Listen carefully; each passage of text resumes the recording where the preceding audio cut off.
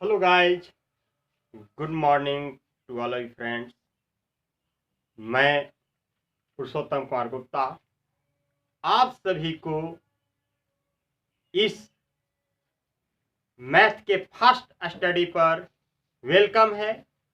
और आप सभी फिजिक्स एनसीईआरटी का सभी क्वेश्चन आप घर बैठे 9th 10th 11th 12th का ऑब्जेक्टिव क्वेश्चन में डाल रहा हूं और घर बैठे आप इसे याद करें और देखते रहें किस तरह से ऑब्जेक्टिव बन रहा है।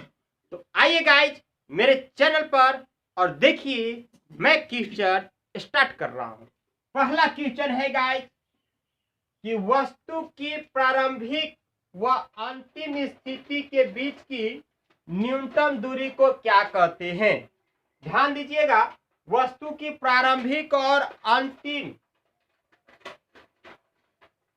अंतिम है तो दूरी को क्या कहते हैं से देखो ध्यान से कि वस्तु का प्रारंभिक वेग u है और वह जैसे जैसे चलेगा तो उसका अंतिम वेग क्या हो जाएगा जी, v हो जाएगा, है ना। और उसके बीच की न्यूनतम दूरी, उसके बीच की जो न्यूनतम दूरी होती है तो उसी को हम लोग क्या कहते हैं, विस्थापन कहते हैं।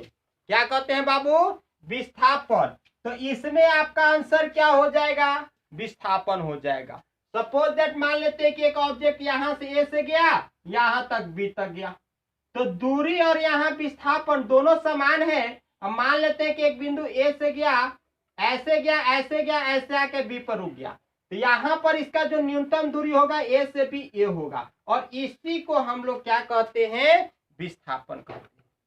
तो अब आइए गाइस क्वेश्चन नंबर 2 कह रहा है कि निम्नलिखित में से कौन एक सदिश राशि है, सदिश की चर्चा करें। तो दो बातें याद रखना, पहला कि उसमें आपका मैग्नीट्यूड होना चाहिए और दूसरा कि डायरेक्शन होना चाहिए, है ना। मैग्नीट्यूड और डायरेक्शन यानी परिमाण और दिशा दोनों होना चाहिए, जिसमें दोनों होगा सदिश राशि। तो आइए हम बात करते हैं दूरी पर। तो दूरी में डायरेक्शन नहीं होती है, दूरी में दिशा नहीं होता है, तो इसलिए दूरी तो आपका होगा ही नहीं। विस्थापन, तो विस्थापन में डायरेक्शन होता है और परिमाण भी होता है, इसलिए आपका कौन आंसर हो जाएगा गाइस, विस्थापन होगा। चाल, तो चाल में आपका डायरेक्शन नहीं होता है, केवल मैग्नीट्यूड होती है। ऊर्जा, तो ऊर्जा में भी डायरेक्शन नहीं होता है, केवल मैग्नीट्यूड होता है, तो उसको हम लोग क्या कहेंगे, अदिश राशि। यानी चाल हो गया आपका अदिश राशि, स्केलर क्वांटिटी, ऊर्जा भी हो गया आपका स्केलर क्वांटिटी और दूरी भी हो गया आपका स्केलर क्वांटिटी यानी अदिश राशि, और बच गया विस्थापन तो हो गया सदिश राशि। अब आइए गाइस क्वेश्चन नंबर 3 कह रहा है कि निम्नलिखित में से कौन असत्य है, असत्य की चर्चा करना है। पहला ऑप्शन कह रहा है कि दूरी है बड़ा है विस्थापन से, तो देखिएगा दूरी जो है is greater than equal to विस्थापन। फिर कहता है किसी वस्तु का विस्थापन ऋणात्मक नहीं हो सकता है। फिर कहता है कि चाल इज ग्रेटर देन वेग, चाल जो है वेग से बड़ा होगा, और फिर कहता है कि दूरी जो है विस्थापन से छोटा होगा, तो हो जाएगा इसमें आपका ई। ध्यान दीजिएगा कैसे, सुनिए, दूरी की चार बात आया बाबू, ध्यान दीजिएगा, दूरी आ गया तो दूरी हमेशा जो है विस्थापन से ग्रेटर देन होता है, ये इतना मान लीजिएगा। विस्थापन से क्या होता है आपका दूरी, विस्थापन से ग्रेटर देन होता है। क्योंकि ध्यान रखिएगा, जो मान लेते हैं कि बिंदु ए से कोई वस्तु चला यहाँ के बी रुक गया, तो ये टोटल लंबाई आपका दूरी हो गया, लेकिन ये दोनों के बीच के दूरी ही न्यूनतम दूरी विस्थापन हो गया। तो हमेशा दूरी विस्थापन से क्या होना चाहिए, बड़ा या फिर बराबर। तो यहां पर क्या कर रहा है, ये दूरी कर रहा है कि विस्थापन से छोटा हो जाएगा, ये गलत है। दूसरी कंडीशन कि विस्थापन जो होता है बाबू, विस्थापन में हमेशा पॉजिटिव, निगेटिव और जीरो, तीनों कंडीशन होता है। लेकिन दूरी में जो है हमेशा पॉजिटिव होता है, दूरी हमेशा पॉजिटिव होता है, लेकिन विस्थापन कभी निगेटिव तो कभी पॉजिटिव तो कभी जीरो, ये तीनों होता है। इसलिए इसमें से आपका ऑप्शन कौन हो जाएगा? डी हो जाएगा। अगर सपोज दैट हम दूरी में, ठीक ना, दूरी में हम अगर समय से भागा दे दें तो विस्थापन में भी समय से भागा देंगे, विस्थापन में भी समय से क्या करेंगे? हम भागा देंगे। तो क्या मिल गया? वेग, वेग is greater than equal to, sorry चाल हो जाएगा, चाल is greater than equal to वेग। तो ये भी ऑप्शन सही है आपका, चाल जो है वेग से आपका क्या होगा? बड़ा होगा, है ना। तो ये आपका इसमें कौन सत्य हो जाएगा? डी। अब आइए क्वेश्चन नंबर 4। क्वेश्चन नंबर 4 को देखिए, कह रहा है कि गाड़ियों में एक यंत्र लगा होता है जो उसके द्वारा तय की गई दूरी को दिखाता है। इसमें आप देखिएगा कि गाड़ी मोटरसाइकिल चलाते हैं या कोई वैन चलाते हैं, उस पर यंत्र लगा रहता है कि नहीं लगा रहता है ना। जो आपका क्या बतलाता है? किलोमीटर बतलाता है। जो किलोमीटर बतलाता है उस यंत्र को क्या कहा जाता है ना। तो उस यंत्र को ओडोमीटर कहा जाता है। क्या कहा जाता है गाइज? ओडोमीटर कहा जाता है ना।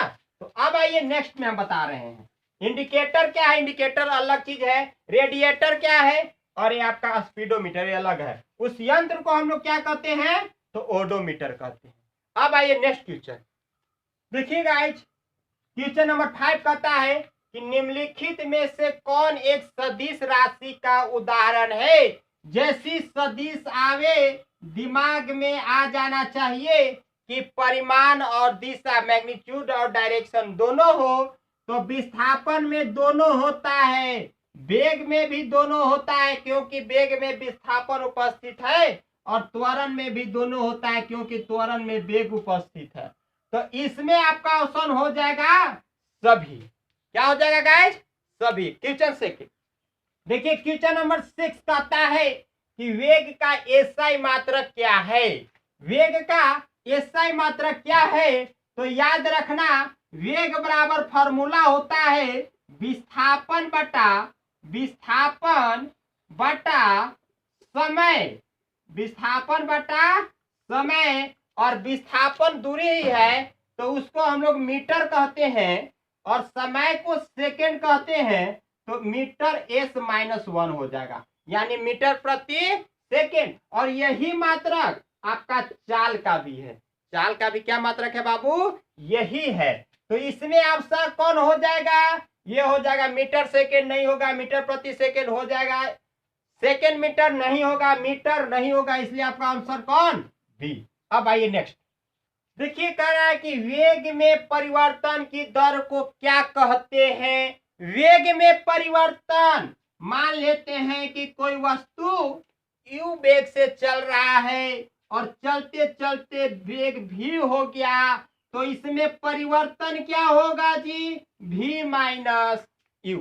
यही परिवर्तन, और परिवर्तन में दर से भागा दे दो, यानी समय से भागा दे दो t से, तो इसको हम लोग क्या कहते हैं? त्वरण कहते हैं।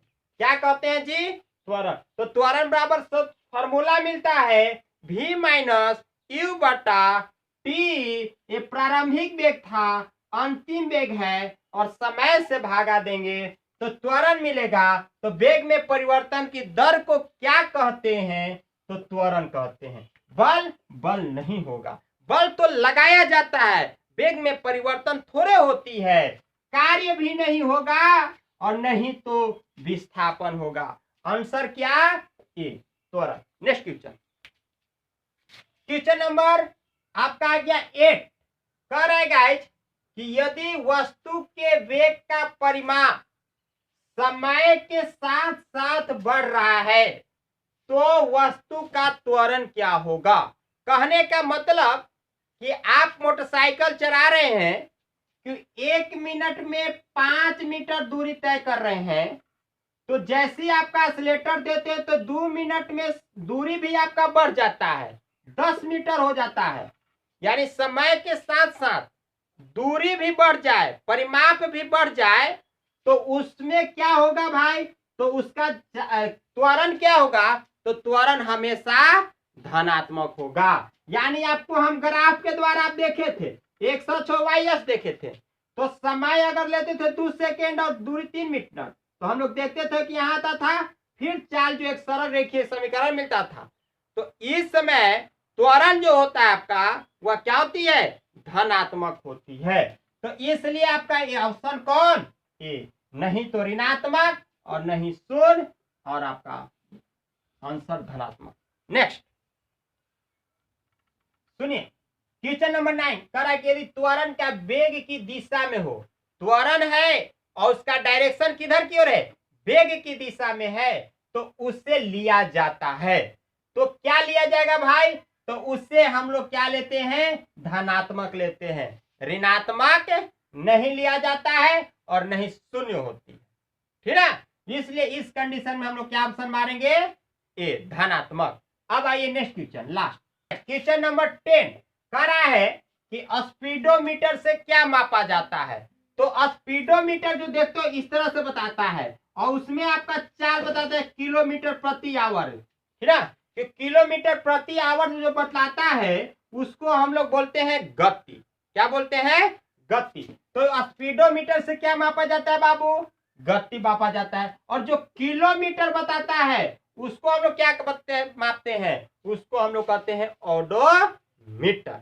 और यहां पर आपको क्या बताएगा, वह गति बताता है स्पीडोमीटर। दूरी में समय तो होता ही नहीं है जी, घनत्व तो होगा ही नहीं, और दाब लगा रहे हैं, दाब भी नहीं होगा। आंसर में कौन सी, गति। ओके गाइस, तो आज मैं प्रत्येक दिन पर डे आपका मैं 10 गो ऑब्जेक्टिव डालूंगा, क्वेश्चन फिजिक्स का, केमिस्ट्री का, बायोलॉजी का और करंट अफेयर। तो आप प्रत्येक दिन मेरा वीडियो देखते रहिए, और आपका जीके जीएस सभी मैं स्ट्रांग कर दूंगा। तो आज का मेरा वीडियो यही रहेगा। अगर मेरा क्लास अच्छा लगे तो प्लीज लाइक, सब्सक्राइब और शेयर करना न भूलें, शेयर जरूर करें। Thank you so much.